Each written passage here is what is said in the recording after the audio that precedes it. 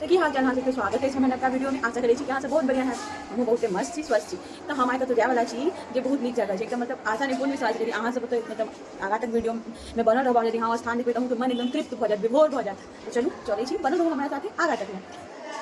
तहन वह वो जगह ई जगह अछि जतऽ कि मतलब महादेव मंदिर छै ई और मतलब ज़्यादा काल हम एतऽ ज़्यादा काल की मतलब अबिते रहै छियै और एतऽ फूलो सब बहुते नीक नीक लागल छै गुड़हल अड़हुलके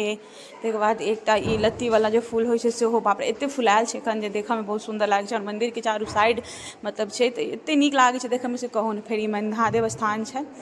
मतलब भाग हमर जे हम मतलब एतऽ आबि सकै छी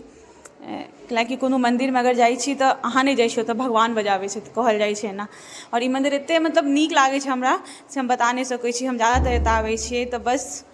मोन शान्ति भेटैए हमरा बाँकी जे हेतै से तऽ हेबे करतै बाँकी किछु चीज मोनके शान्तिके लेल कयल जाइ छै तऽ बस वएहके लेल हम एतऽ ज़्यादातर डेली मतलब आबै छी। और एतऽ मतलब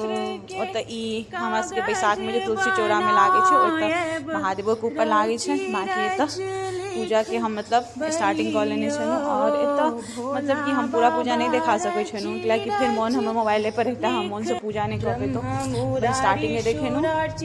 और ई लास्टके मतलब निर्मल भाषित शोभित लिंगम जन्मज दुःख विनाशक लिंगम तत्प्रणमामि सदाशिव लिंगम